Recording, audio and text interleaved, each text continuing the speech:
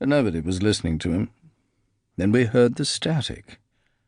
That's what we all agreed it sounded like at first, like the sound of televisions in the middle of the night. And Chester stopped his flapping, and we listened.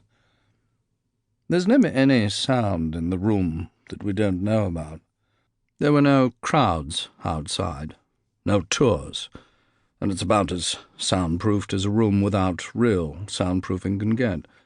So we all looked around for the source, heads peeking up like we were meerkats. When it was over, quick as it began, as if somebody just flicked a switch and turned the power off, we just sat there, and nobody said anything for the longest time, until the speaker told us to reconvene the following day. We all shuffled out onto the river bank, seemingly along with everybody else on both sides of the river, and we just milled around. It's like a fire drill, somebody joked, but it wasn't really a joke. The tubes, the buses, nothing was running. Everybody froze, because this was an event.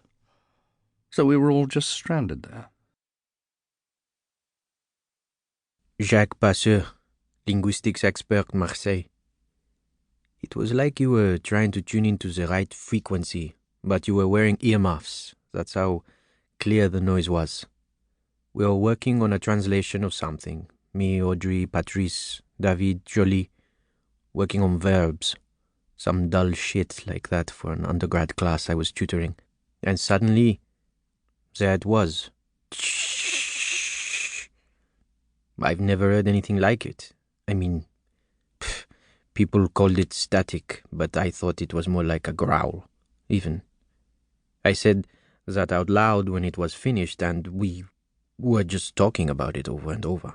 And Audrey said that I was being stupid. But you know, I wasn't, not really. Meredith Liebestein, retiree, New York City. 12th of April, life is normal. 13th of April, still normal. 14th of April, everything gets torn apart or put back together, whichever way you want to think of it. We had only just woken up. Leonard's bladder, same as every night, tick-tock. When it happened, I had the TV on quietly because I wasn't completely awake, and I thought it was coming from that at first.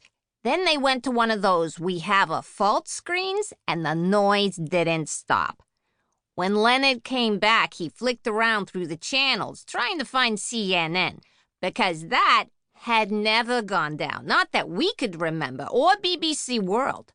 But that was the same. We have a fault. How often do you need the news to tell you what's actually going on these days anyway? The one time we needed it and there was no help at all. Eventually, one of them came back.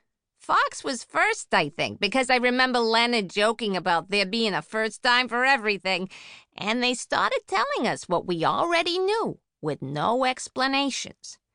There had been an event, they said. Within minutes, they were referring to the noise as static, though we thought it sounded more like paper being crumpled.